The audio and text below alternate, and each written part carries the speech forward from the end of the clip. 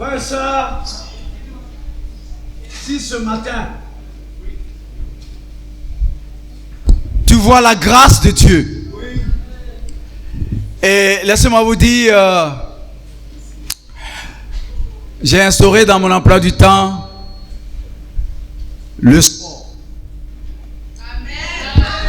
Régulièrement, je fais le sport, et même dimanche matin avant de venir au culte.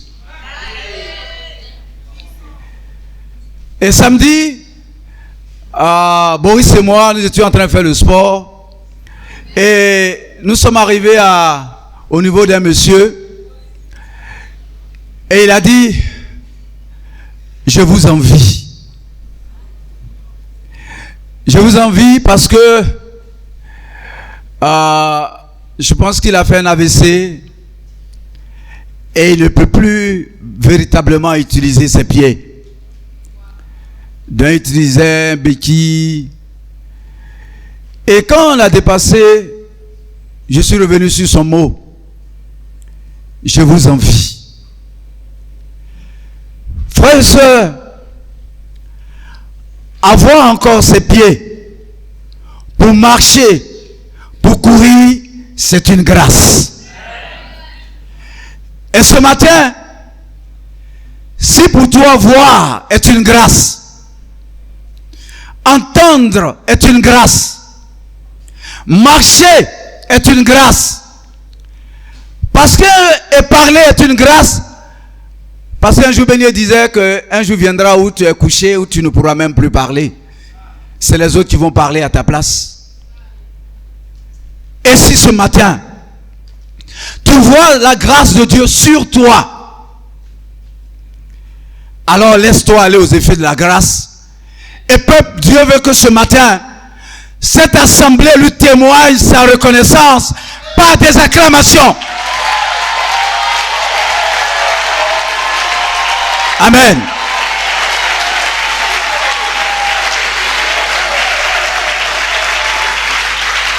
Il est le Dieu de grâce.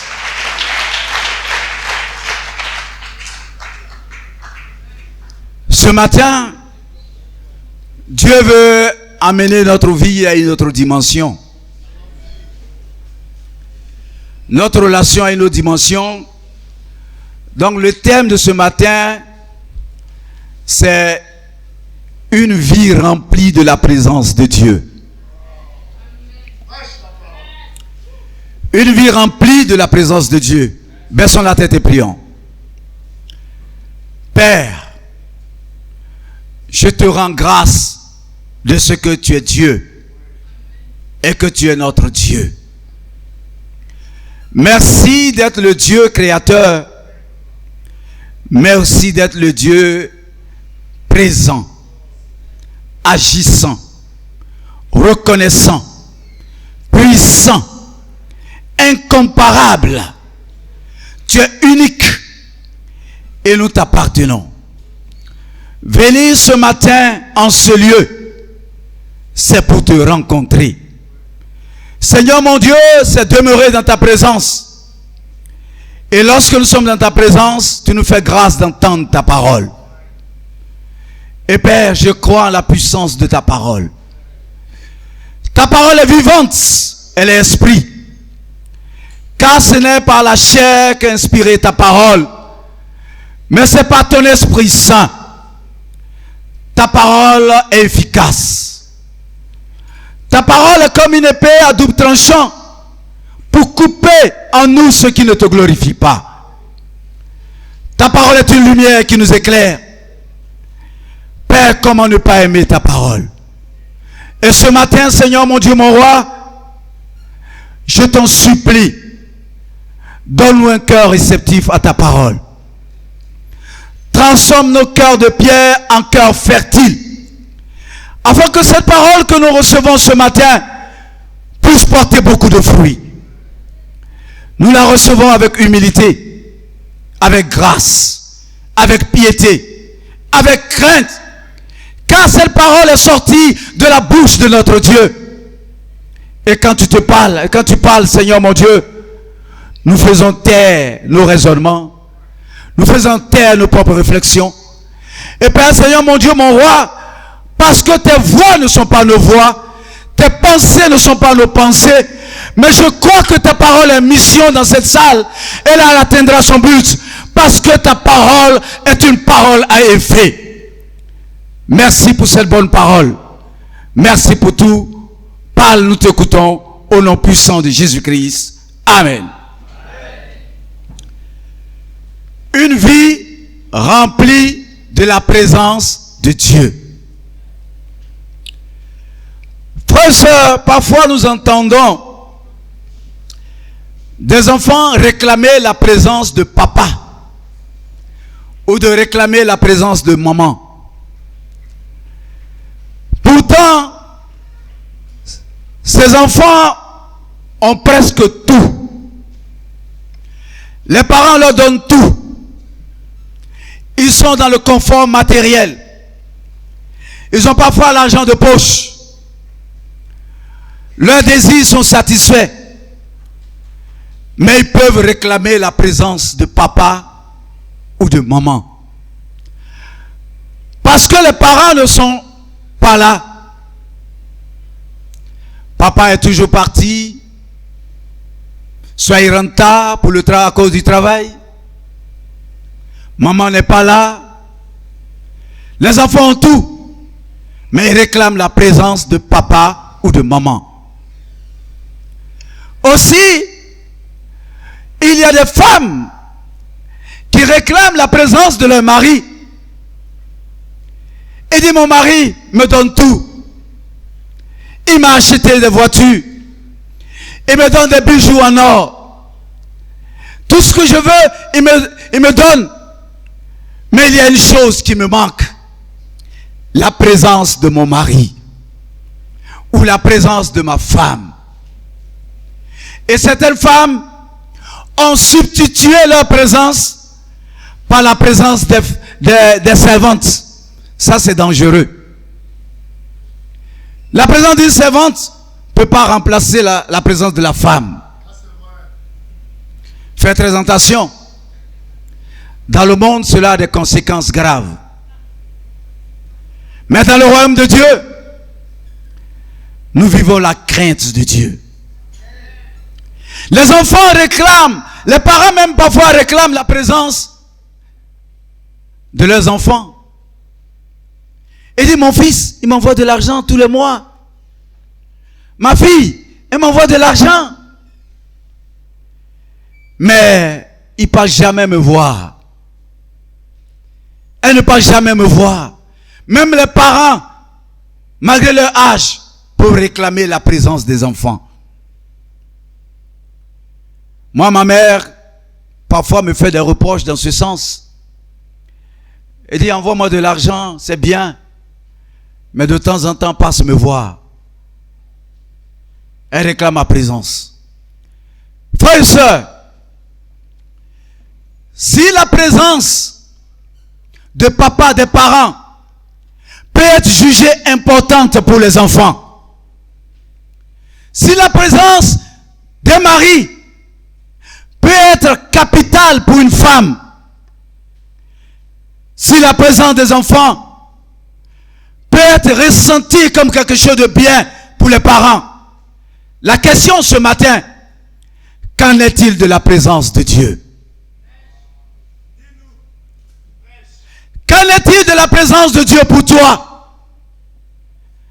Qu'en est-il de la présence de Dieu pour nous, frères et sœurs? Mais ce matin, il y a un homme dans la Bible qui sait apprécier la présence de Dieu. Il y a un homme dans la Bible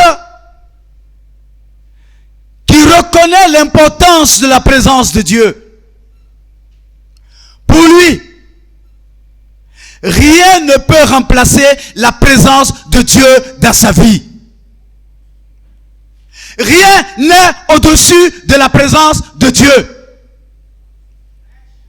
Rien n'a autant de valeur pour lui à ses yeux que la présence de Dieu. Cet homme, ce serviteur, c'est Moïse. Moïse connaît ce que c'est que la présence de Dieu. Et frères et sœurs, on peut comprendre cela par ses réactions. Quand le peuple de Dieu est menacé, quand Dieu décide de retirer sa présence à son peuple. Frères et sœurs, ce matin, qu'est-ce qui est important à tes yeux? Ce que Dieu te donne ou la présence de Dieu? Qu'est-ce que tu aimes?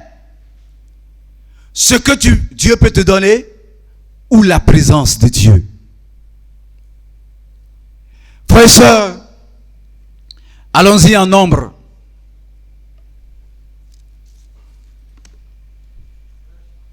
En nombre 14. Nous allons lire à partir du verset 34. Pour comprendre ce paragraphe, frères et sœurs, nous savons que après 430 ans de servitude en Égypte, le peuple de Dieu parlait l'instrument de Dieu, Moïse, a pu sortir de l'Égypte. Et Dieu, depuis Abraham, a promis à ce peuple-là le pays de Canaan. Donc, les Israélites sortent de l'Égypte pour le pays de Canaan, la terre promise.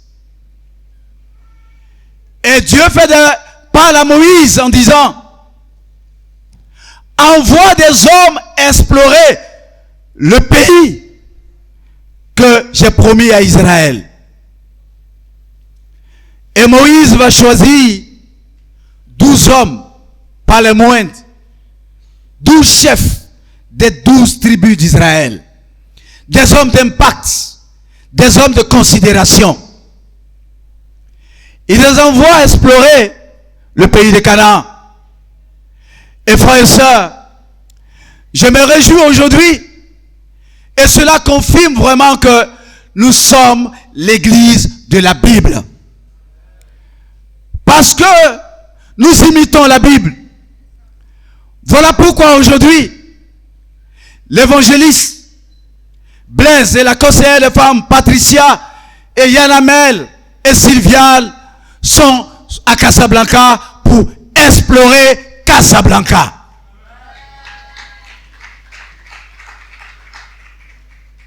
Nous ramenons les Écritures au 21e siècle. Frères et sœurs, les 12 espions s'en vont. Ils reviennent 40 jours pour faire le rapport au peuple de Dieu, à Moïse et Aaron. Frères et sœurs, 10 d'entre eux font un rapport négatif. Comme Raphaël a dit, ils font un rapport de manque de foi. Cela va entraîner des murmures et des plaintes au milieu du peuple. Le peuple va s'élever contre Moïse sous le regard de Dieu. Alors, Dieu va décider d'agir. Mais parmi eux, frères et sœurs, il y avait Josué et Caleb qui font un rapport de foi. Il dit, le pays que Dieu nous a donné est un pays très bon et excellent. Il n'y a pas de mauvais pays. Quand Dieu donne un pays, c'est un bon pays. On dit Amen.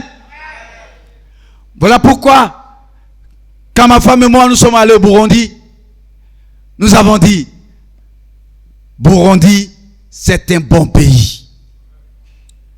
C'est un bon pays. Il suffit de regarder le pays avec les yeux de Dieu. Il suffit de regarder ce pays avec la foi. Et notre Josué et notre Caleb d'aujourd'hui, ce sont Yanamel, Sylviane, Blaise Femba et Patricia Femba. Ce sont nos Caleb et nos Josué. Ils méritent plus que ça. Plus d'acclamation pour eux.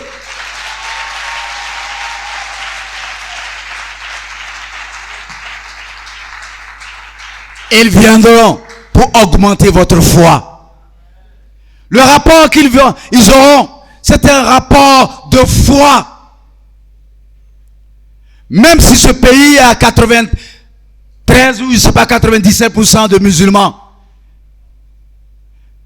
Mais déjà, les photos nous défient. Ils ont foulé le sol. Ils prennent autorité. Parce que Casablanca est promis au peuple de Dieu. Aller vers toutes les nations. Dieu n'a pas dit c'est un pays. C'est une nation. Parce que tous les pays sont bons aux yeux de Dieu. Et frères et sœurs, quand le peuple est tombé dans les murmures et les plaintes, que fut la réaction de Dieu? Au verset 34, il est écrit: de même que vous avez mis 40 jours à explorer le pays, vous porterez la peine de vos iniquités 40 années. Une année pour chaque jour. Et vous saurez ce que c'est que d'être privé de ma présence. Moi, l'Éternel, j'ai parlé. Et c'est ainsi que je te traiterai, cette méchante assemblée qui s'est réunie contre moi. Ils seront consumés dans ce désert et ils y mourront. Parce que le peuple de Dieu, l'Israël, est tombé dans les murmures et les plaintes. Murmures, deux murs collés qui vous séparent de Dieu. Les plaintes, quand vous enlevez le thé, ça vous fait des plaines. Les murmures vous plongent dans les plaines, dans les bassesses spirituelles. Quand on enlève le i à plainte, il reste plante. Quand il y a des plaintes au milieu de nous, on devient une plante amère pour le peuple de Dieu. Dieu n'aime pas ça. Il dit, je vais transformer un jour de plainte en une année de souffrance. Il dit ici que, vous voyez frères et sœurs, que nous comprenons, toi et moi, que le péché retarde la bénédiction. Et le péché prolonge tes jours de souffrance. Au lieu de 40 jours pour entrer dans la bénédiction, ils vont faire 40 ans de souffrance dans les déserts. Frères et sœurs, voilà pourquoi nous ne devons pas jouer avec le péché. Mais le péché aussi te prive de la présence de Dieu. Il dit, vous saurez ce que c'est que d'être privé de la présence de Dieu. Ça, c'était la deuxième fois que Dieu dit à son peuple. La première fois, allons-y, en Exode 33, du verset 15 au verset 16. Exode 33, verset 15 au verset 16. Frères et sœurs, ce matin, Dieu veut nous montrer l'importance de sa présence. Ici, pour comprendre avant de lire ce passage, Moïse va sur la montagne de Sinaï. Pendant 40 jours et 40 nuits, il parle avec Dieu. Il était dans la présence de Dieu. Et pendant ces 40 jours, il a laissé la direction du peuple de Dieu à son frère Aaron. Et sous la direction d'Aaron, le peuple décide de tomber dans l'idolâtrie en faisant un culte au veau d'or. Prends garde à toi-même pour ne pas avoir des veaux d'or dans ta vie. Frères et sœurs, si quelque chose remplace Dieu dans ta vie, alors cela devient ton veau d'or. Rien ne doit remplacer Dieu dans ta vie. Et rien ne doit prendre la première place de Dieu dans ta vie. Revois tes priorités. Sinon, tu serais un adorateur de veau d'or. Et Dieu constate cela. Et Dieu dit, en Exode 33, du verset 15 au verset 16, Dieu décide, vous pouvez lire même au verset 3, 2 et 3, d'abord il dit, j'enverrai, il demande à Moïse le peuple de monter vers le pays de Canaan. Mais cette fois-ci, qu'est-ce qu'il dit? J'enverrai devant lui un ange. Dieu dit, je ne monte pas avec vous. Mais, vous allez partir. Je vais mettre un ange qui va vous accompagner. Mais regardez la réaction de Moïse. Au verset 15, il dit, Moïse lui dit, si tu ne marches pas toi-même, avec nous, ne nous fait point partie d'ici. Comment sera-t-il donc certain que j'ai trouvé grâce à tes yeux, moi et ton peuple? Ne serait-ce quand tu marcheras avec nous et quand nous serons distingués, souligner distingués. Nous serons distingués, moi et ton peuple, de tous les peuples qui sont sur la surface de la terre. À cause de ce péché, Dieu dit, allez-y, mais sans moi. Et je vais vous faire accompagner par un ange. Moïse dit, pas question. Si toi, tu n'es pas avec nous, nous ne partirons pas d'ici. Parce que pour Moïse, la présence d'un ange n'est pas égale à la présence de Dieu. Pour Moïse, la présence de Dieu est supérieure à la présence d'un ange. Si c'était toi à qui Dieu avait dit cela, va, je mets un ange, mais ce n'est pas avec toi. Tu dis merci, ça suffit. Avoir la compagnie d'un ange n'est pas synonyme forcément de la présence de Dieu dans ta vie. Moïse dit, ne bougerons pas. Il pose des questions à Dieu en disant, mais Dieu, qu'est-ce qui nous distingue des autres peuples? N'est-ce pas ta présence parmi nous? N'est-ce pas quand tu es au milieu de nous que nous sommes différents des autres peuples? Si tu nous enlèves ta présence, nous serons identiques aux autres peuples à la surface de la terre. Pour cela, nous implorons ta présence. Ce qui fait Israël, c'est la présence de Dieu. La marque d'Israël, c'est la présence de Dieu. Ce qui distingue Israël des autres peuples, c'est la présence de Dieu. Qu'est-ce qu'une vie hors de la présence de Dieu? Qu'est-ce qu'une assemblée hors de la présence de Dieu? Qu'est-ce qu'une relation sans la présence de Dieu? Imaginez-vous, frères et sœurs, que ce matin, nous sommes rassemblés sans la présence de Dieu. À quoi ressemblons-nous? À des hommes qui sont venus assister à un concert. Ou une assemblée prête à regarder un film. Ou une assemblée générale d'un parti politique ou d'une réunion du village.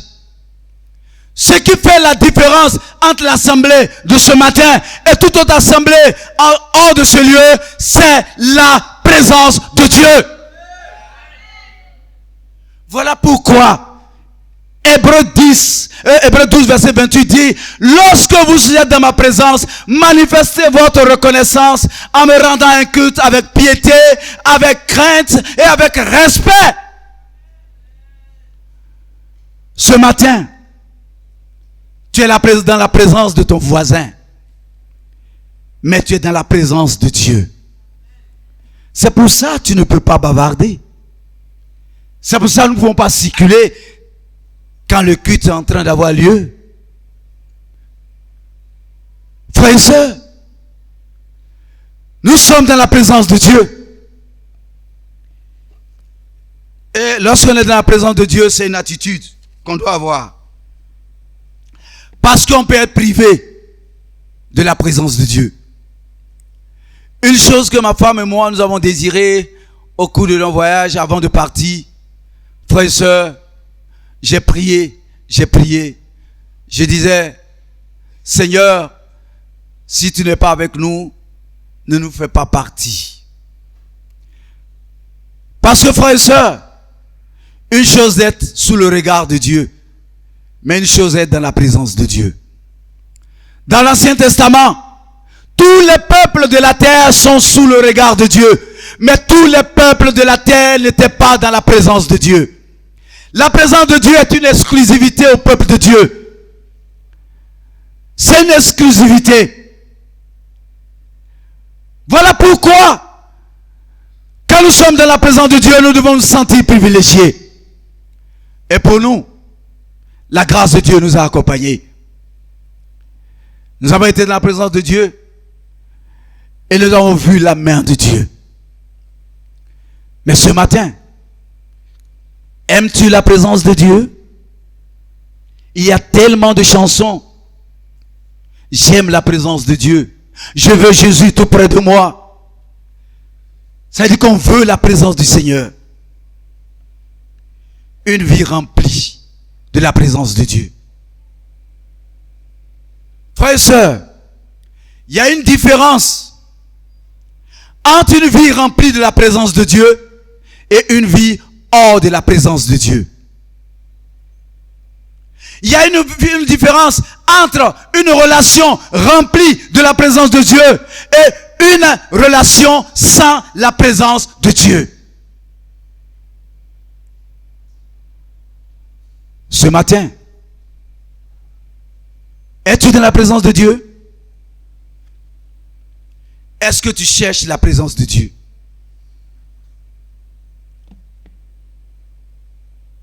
Quand quelqu'un n'est pas dans la présence de Dieu, il est sous le regard de Dieu. Ce matin, je veux te dire que tu es sous le regard de Dieu. C'est la bonne nouvelle. Pourquoi? Parce que nous serons tous appelés au jugement de Dieu. Si tout le monde n'était pas sous le regard de Dieu, certains ne seraient pas jugés. Quand on lit dans le psaume 33, le psaume 53, du haut du ciel, Dieu regarde la terre, il observe tous les habitants de la terre. Lui qui forme leur cœur est attentif à leurs actions. Dieu te regarde ce matin. Dieu nous regarde ce matin. Que tu sois chrétien, que tu ne sois pas chrétien, que tu sois pauvre, que tu sois riche, que tu sois sans emploi, célibataire, étudiant, la parole de Dieu dit ce matin que tu es sous le regard de Dieu. Dieu nous voit. Mais on peut être sous le regard de Dieu et ne pas être dans la présence de Dieu. Mais nous devons être dans la présence de Dieu. Amen. Parce que, frères et sœurs, si nous comprenons que la présence de Dieu est utile et qu'une vie remplie de la présence de Dieu est différente d'une vie hors de la présence de Dieu, alors, 3 choses sont essentielles. Ce matin, Dieu nous demande 3 choses à faire pour avoir une vie remplie de la présence de Dieu. Premier point. Cherche la présence de Dieu. Plus que tu ne cherches l'argent et l'or. Frères et sœurs, nous devons chercher la présence de Dieu. Mais tu me diras, mais il est où? Mais la Bible dit, cherche la présence de Dieu. Voilà comment celui qui n'a pas encore trouvé la présence de Dieu doit chercher cette présence. Chercher la présence de Dieu, c'est chercher la lumière. Est-ce qu'on me comprend ce matin? Chercher la présence de Dieu, c'est chercher la lumière. Mais je ne parle pas de la lumière d'une ampoule, du soleil. Je parle de la lumière qui émane de Dieu. Pourquoi chercher la présence de Dieu? C'est chercher la lumière. 1 Jean 1, à partir du verset 5. Qu'est-ce que la Bible te dit ce matin? 1 Jean 1. Le verset 1 dit ceci. À partir du verset 5, chapitre 1, verset 5. La nouvelle que nous avons apprise de lui et que nous vous annonçons ce matin, c'est que Dieu est lumière et qu'il n'y a point de ténèbres en lui. Si nous disons que nous sommes en communion avec lui et que nous marchons dans les ténèbres, nous mentons et nous ne pratiquons pas la vérité. Mais si nous marchons dans la lumière, comme il est lui-même dans la lumière, nous sommes mutuellement en communion et le sang de Jésus, son Fils, nous purifie de tout péché. Ce passage nous donne la bonne nouvelle que chercher la présence de Dieu, c'est chercher la lumière. La présence de Dieu, c'est la présence de la lumière. Et il dit ici, Dieu est quoi? Dieu est lumière. Si Dieu est lumière, là où Dieu est, il y a la lumière. Et puis il dit, souligné, il dit, non seulement Dieu est dans la lumière, mais Dieu est où? Il est lui-même dans la lumière. Est-il possible de chercher la présence de Dieu sans venir à la lumière? Quiconque cherche la présence de Dieu doit passer des ténèbres à la lumière. Parce que le Dieu que nous servons est le Dieu de la lumière et il est dans la lumière. Es-tu dans la lumière? Dieu se trouve dans la lumière. Voilà pourquoi en Actes chapitre 26 du verset 17, Jésus disait à Paul, je t'ai choisi du milieu des païens. Je t'envoie vers eux pour que tu leur ouvres les yeux pour qu'ils sachent où ils se trouvent, spirituellement parlant. Pour qu'ils passent des ténèbres à la lumière. Du pouvoir de Satan à qui? À Dieu. Et que par la foi en moi, ils aient le pardon de leurs péchés. Et qu'ils soient parmi ceux qui vont hériter la vie éternelle.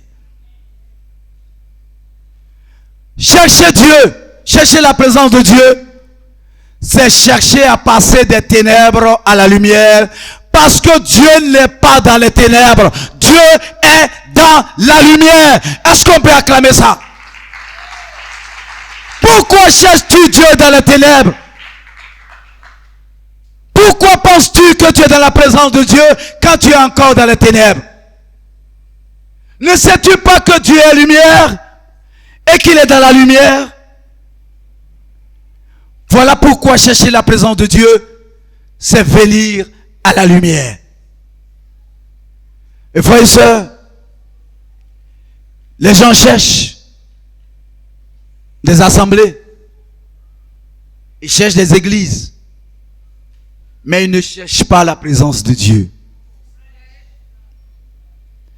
Parce que quiconque cherche la présence de Dieu cherche la lumière et passe des ténèbres à la lumière. Frères et sœurs, le péché, regardez, dans les ténèbres qui règnent, qui est présent, la Bible déclare que les ténèbres sont sous la puissance du diable. Mais la lumière est sous le règne de Dieu. Tu as peur des sorciers? Tu as peur des féticheurs? Tu fuis les sorciers, tu fuis les féticheurs, tu combats le diable, mais tu ne sais pas spirituellement où tu te trouves. On dit c'est lui qui règne dans les ténèbres. Tu n'as pas encore quitté les ténèbres parce que tu es un pratiquant du péché. Celui qui pratique l'immoralité est encore dans les ténèbres. Celui qui pratique le mensonge est encore dans les ténèbres. Celui qui pratique le vol, la convoitise, la jalousie, la haine, toutes ces choses te maintiennent dans les ténèbres. Frères et sœurs, ce n'est pas parce que ce matin tu es assis sous la lumière d'une ampoule que forcément tu es à la lumière de Dieu.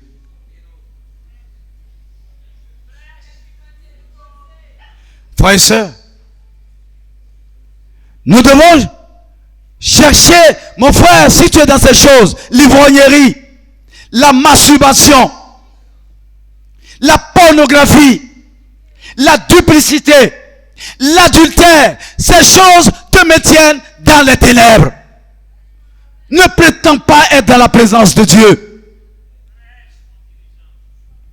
Tous ceux qui sont dans les ténèbres, Dieu les voit, mais ils ne sont pas dans la présence de Dieu. C'est ça. Celui qui est dans les ténèbres et puis celui qui est à la lumière, ils ont en commun le regard de Dieu sur eux.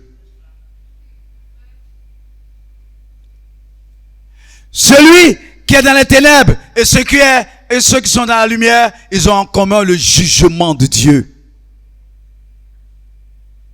Mais la différence, c'est que ceux qui sont à la lumière, même s'ils meurent à la lumière, ils vont hériter la vie éternelle. Et la vie éternelle, c'est cette présence éternelle avec Dieu. Une fois, il y avait une sœur qui disait, mais je dis, nous sommes en train de nous priver des plaisirs. De quel plaisir? Est-ce les plaisirs charnels? Sinon, dans le royaume de Dieu, il y a de la jouissance. Il y a du plaisir sans le péché. Et il dit, mais on est en train de se priver de ces choses. Mais au dernier jour, quand on sera jugé, on sera au paradis même. C'est quoi on va faire là-bas? Quelle sera la vie au paradis? Peut-être que tu espères manger encore du garba, un riz gras, danser. Laissez-moi vous dire que cela ne se fera pas dans la présence éternelle de Dieu. Frères et sœurs, quand vous lisez Apocalypse, la nouvelle Jérusalem, cette ville qui n'aura plus besoin de lumière physique, où Dieu lui-même sera la lumière de la nouvelle Jérusalem, n'y entreront que ceux dont les noms sont inscrits dans le livre de vie. Et ceux, la Bible dira, dehors les chiens, les impudiques, les immoraux. Parce que rien de souillé ne rentre dans la présence éternelle de notre Dieu.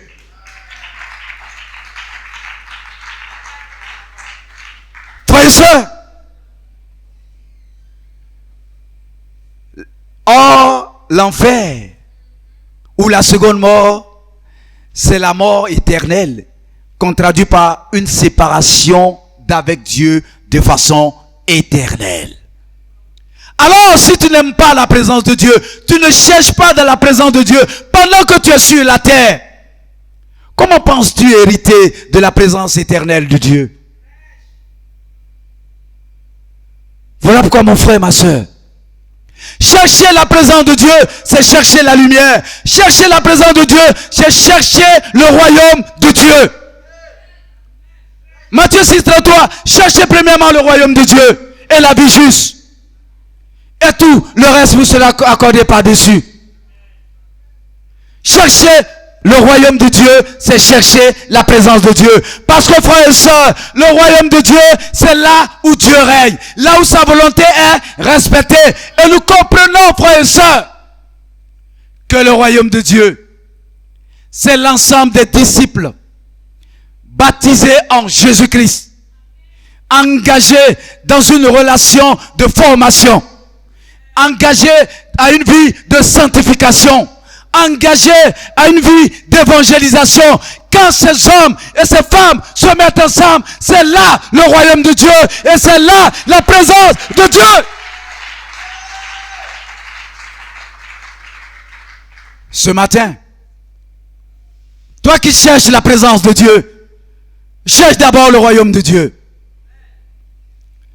Deviens disciple, répands-toi des œuvres des ténèbres. Fais-toi baptiser conformément aux Écritures. Et engage-toi à une vie qui plaît au Seigneur. Sinon, on peut être dans des assemblées où il n'y a pas la présence de Dieu. Parce que le royaume de Dieu, c'est pas là où on danse. Mais c'est là où les disciples engagés dansent. Le royaume de Dieu, ce n'est pas là où on prie. Mais c'est là où les disciples engagés ont une vie de prière. Le royaume de Dieu, ce n'est pas là où on fait de faux miracles selon le diable. Mais le royaume de Dieu, c'est là où, par la puissance de l'évangile, de la croix de Jésus-Christ, des vies sont transformées.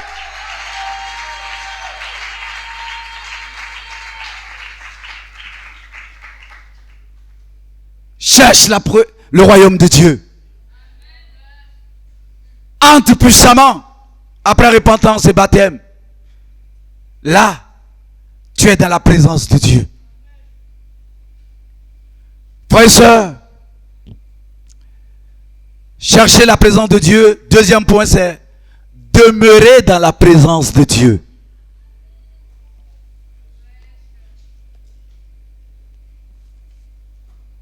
Frères et sœurs, une chose est de chercher la présence de Dieu. Mais il faut demeurer.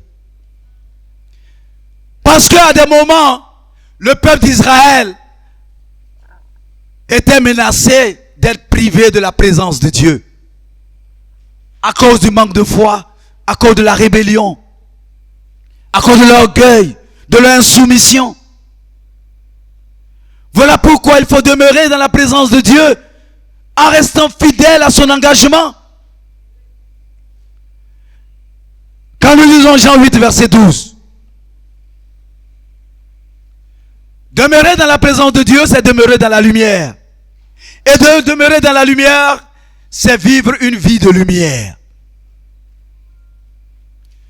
En Jean 8, verset 12, Jésus dit ceci: si quelqu'un marche, il marche avec lui, il marche dans la lumière. Et celui qui suit Jésus-Christ aura la lumière de la vie. Soulignez, la lumière de la vie. C'est-à-dire, notre vie a besoin de lumière. Ta vie a besoin de lumière. As-tu reçu la lumière de la vie? Non, je ne parle pas de ta chambre qui est éclairée. Je ne te parle pas des ampoules allumées. Je parle de la lumière qui est Jésus-Christ. As-tu reçu cette lumière? Mais on ne la reçoit pas quand on refuse de quitter les ténèbres.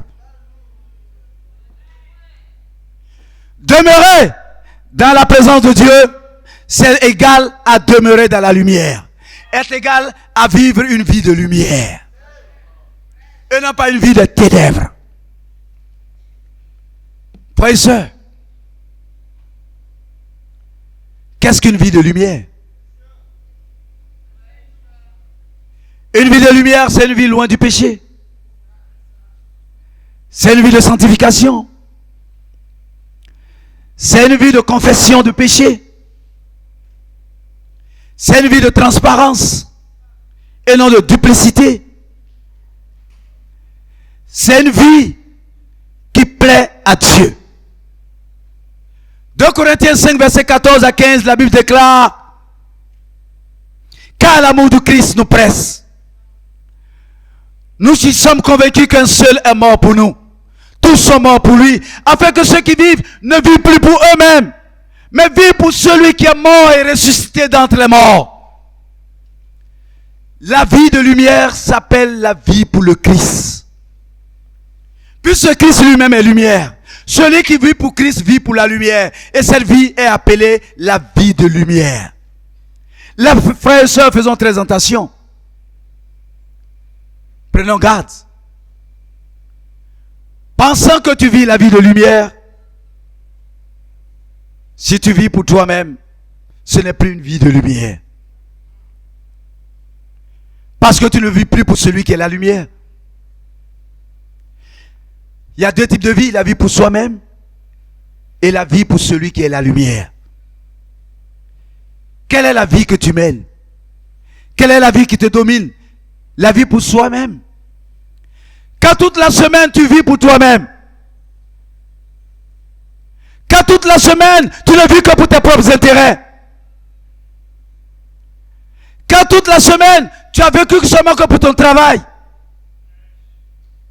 Pour tes affaires. Quand toute la semaine tu as vécu sans rien faire pour Dieu. Dis-moi si tu as vécu une vie de lumière. C'est en vivant chaque jour la vie de lumière que nous demeurons dans la lumière. Et cette vie, ça vie, la vie pour le Christ. Frères et sœurs, quand tu ne vis plus pour le Christ, comment tu te sens? Comment sentons-nous quand tu vis seulement pour toi-même, pour ta chair, pour tes besoins, mais tu ne vis plus pour celui qui est mort, qui a souffert pour toi à la croix? Frères et sœurs, la vie de lumière, c'est la vie au pied de la croix de Jésus-Christ. Frères et sœurs, demeurer dans la prière et dans la présence de Dieu, c'est être fidèle à certaines pratiques du ministère. Tant que nous serons en train de pratiquer ces choses, nous avons la profonde conviction que nous sommes dans la présence de Dieu.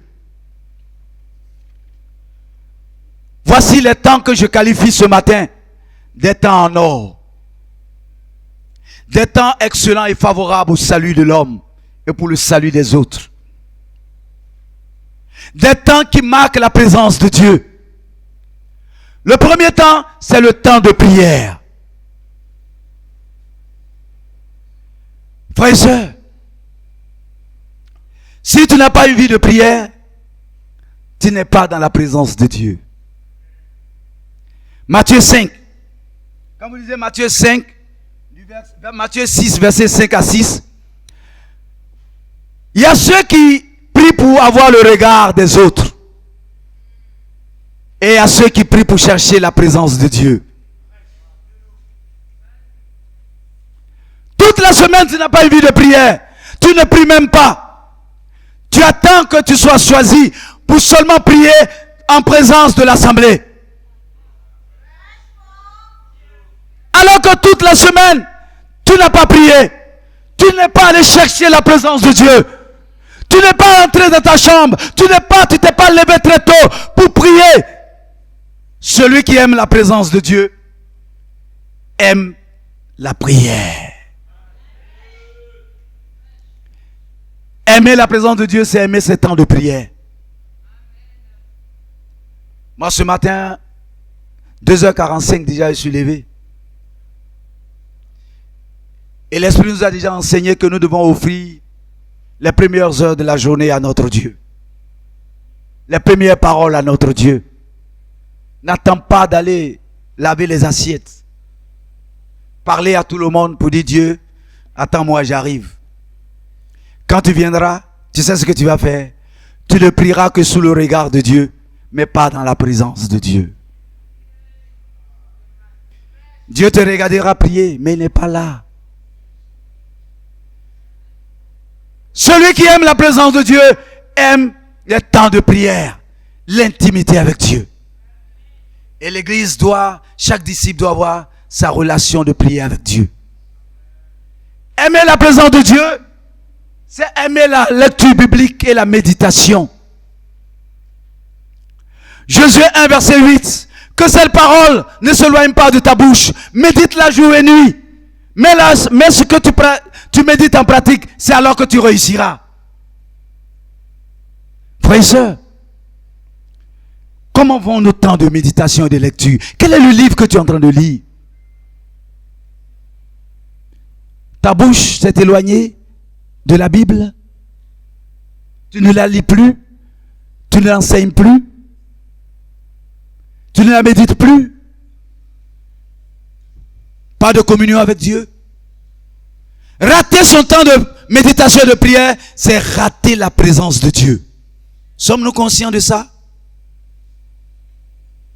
Frères et sœurs, temps de formation. Ça, c'est des temps précieux. Je les qualifie les temps faisant partie de l'emploi du temps d'un disciple qui aime la présence de Dieu. Retenez ça. Les temps qui font partie de l'emploi du temps d'un disciple qui aime la présence de Dieu. Il y a le temps de lecture, temps de méditation, temps de formation, temps de débat. Matthieu 18, verset 20. Là où deux sont réunis à mon nom, je suis quoi? Je suis là, au milieu d'eux. Laissez-moi vous faire cette révélation. Qu'est-ce qui conditionne la présence de Dieu? Est-ce le nombre? 2, 3, 4? C'est ça qui conditionne, c'est ça qui oblige Dieu à être présent? Qu'en est-il quand deux voleurs sont réunis? 3 immoraux sont réunis. 4 ivrognes sont autour d'une table. Si telle est une condition, pourquoi le Seigneur n'est-il pas présent parmi eux? Il s'agit ici, frères et sœurs, de 2 ou 3 disciples, je reviens dessus, engagés, très spirituels, et qui vivent une relation, une vie d'évangélisation, de sanctification. Quand ils se mettent à deux, la Bible déclare ce matin que Dieu est présent.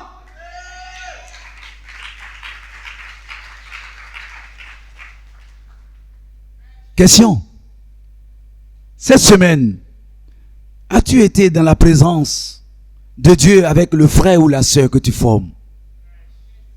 Ou avez-vous raté la présence de Dieu? Quand 2 disciples ont cette profonde conviction que lorsqu'ils sont réunis, Dieu est présent et que tu aimes la présence de Dieu, on ne rate pas les temps de formation. On ne s'absente pas son église de maison. Parce que Dieu est présent. Certains viennent à l'église pour qu'on regarde leurs beaux habits. Mais ils ne cherchent pas la présence de Dieu. Mais toi, qui es dans la présence de Dieu, demeure en faisant toutes ces choses.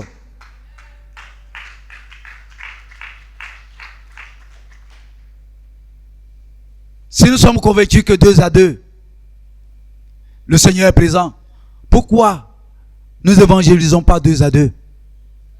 Comme il a prescrit à ses disciples. Quand 2 disciples s'asseyent pour faire une étude biblique, le Seigneur est présent. Le temps d'évangélisation, le temps d'étude biblique, Matthieu 28, 18 à 20, le Seigneur nous fait la promesse de présence. Je serai avec vous tous les jours jusqu'à la fin du monde. Tu veux Jésus avec toi? Est-ce que tu fais ce pourquoi Jésus a promis d'être présent avec toi? Nous voulons Jésus avec nous. Mais nous ne voulons pas faire ce que le Seigneur nous demande. Le regard de Dieu n'est pas conditionné, mais la présence de Dieu est conditionnée. Frères et sœurs, les temps de date, les célibataires, un célibataire qui aime la présence de Dieu va en date. Tu préfères la présence du monde, la présence d'une soeur, une fille non chrétienne, la présence de tes amis, mais tu ne préfères pas la présence des frères et sœurs.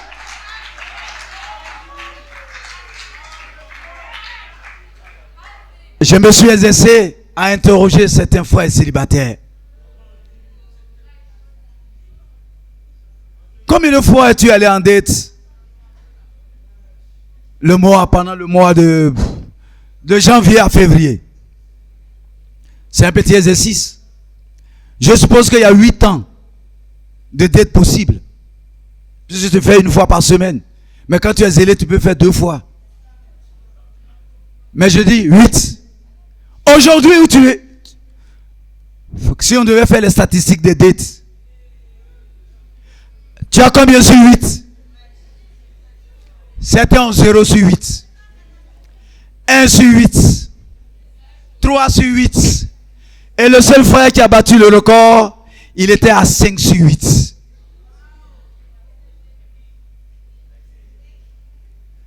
Repentance totale. Et l'écho que j'entends, c'est qu'il y a une repentance. À l'est, ils ont eu leur dette géante, c'est ça? Il y a eu une dette géante à l'est. À l'ouest, il y a eu des temps de dette. Je suis sûr qu'au campus, il y a eu des temps de dette. Frères et sœurs, vous êtes des célibataires qui aiment la présence de Dieu. Voilà pourquoi vous ne devez pas perdre votre conviction par rapport au temps de dette. N'abandonnez pas votre assemblée. Hébreux 10, verset 25. Quelle assemblée? Parfois, des religieux ils disent, tu as dit, il ne faut pas abandonner nos assemblées. Moi, j'avais mon assemblée là-bas. Donc, la parole même, toi-même, tu es en train de lire ça. Tu veux que je quitte là-bas pour venir. Il veut te prendre au piège. On disait ça à des disciples. Hébreux 10. Ce n'est pas des païens. Ce n'est pas des religieux. On dit, n'abandonne pas une assemblée de disciples pour aller dans une assemblée de religieux.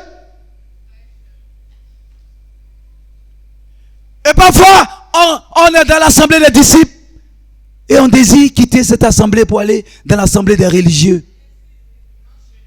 Le Seigneur a-t-il dit, allez partout faire des religieux? A-t-il dit, allez-y et faire des croyants? Il dit, allez faire des disciples. Disciples égale à chrétien égale à sauver. L'assemblée de ceux qui auront le salut. Toi qui quittes le salut pour aller dans la perdition. Pour toi, l'assemblée des religieux est au-dessus de l'assemblée de Dieu, des disciples. Il faut revoir. Abandonner l'assemblée des disciples, c'est abandonner la présence de Dieu. Psaume 84, verset 11. 1 heure dans la maison de la présence de Dieu vaut mieux que 1000 heures ailleurs. Hors de la présence de Dieu. Le temps que nous passons ici est plus précieux. C'est un temps en diamant. Favorable au salut. Excellent. Il n'y a pas meilleur temps que ça. Mais pourquoi toi tu ne désires pas ça?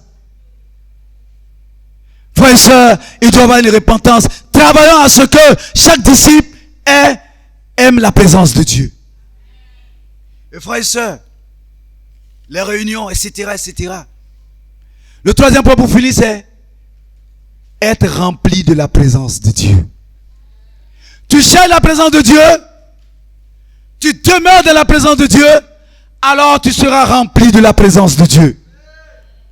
Parce que ceux qui sont remplis de la présence de Dieu, Dieu fait des exploits avec eux. Ceux qui sont remplis de la présence de Dieu, frères et sœurs, Dieu leur dit personnellement, je serai avec toi. Parce qu'on peut être dans la présence de Dieu. Tu peux être dans la présence de Dieu, mais sans que Dieu ne soit avec toi. Dieu peut être là, mais il peut ne pas être avec toi. Mes frères et sœurs, chacun doit dire, je dois être rempli de la présence de Dieu afin que Dieu soit avec moi. Parce qu'avec Dieu, nous devons faire des exploits dans le mois de mars. Et l'année 2022 est décrétée l'année du Saint-Esprit. Ne savez-vous pas que être rempli de la présence de Dieu est synonyme d'être rempli du Saint-Esprit? En Actes, les apôtres étaient remplis du Saint-Esprit. Regardez le ministère au temps des apôtres. Le ministère du Saint-Esprit était un ministère glorieux. Un dirigeant qui est rempli de la présence de Dieu, Dieu fait des choses extraordinaires avec lui. Voilà pourquoi ta DB doit être remplie de la présence de Dieu. Ta région doit être remplie de la présence de Dieu. Ton ministère doit être rempli de la présence de Dieu. Parce que Dieu veut faire des exploits dans ton ministère. Moïse sur le mont Sinaï. 40 jours et 40 nuits. Frères et sœurs, dans la présence de Dieu, quand il est descendu, la Bible dit que son visage était rayonnant. Lorsque nous sommes remplis de la présence de Dieu, cette présence nous transforme. On n'est plus jamais le même. On est rayonnant de joie. On est rayonnant d'amour. On est rayonnant de paix. Parce que la présence de Dieu est synonyme de paix et de joie. Quand tu es rempli de la présence de Dieu, frères et sœurs, tu es une source de joie pour les autres. Car toutes nos sources sont en Dieu. Psaume 87, verset 7. Frères et sœurs, voilà pourquoi tu dois être rempli de la présence de Dieu pour être rempli d'assurance. Tu dois être rempli de la présence de Dieu pour être rempli d'une force extraordinaire. Être rempli de la présence de Dieu, frères et sœurs, va faire que ce mois-ci, nous allons faire des choses extraordinaires. Aimes-tu la présence de Dieu? Désires-tu la présence de Dieu? Alors, cherche la présence de Dieu, demeure dans la présence de Dieu, sois rempli de la présence de Dieu et tu verras la gloire de Dieu. Que Dieu vous bénisse.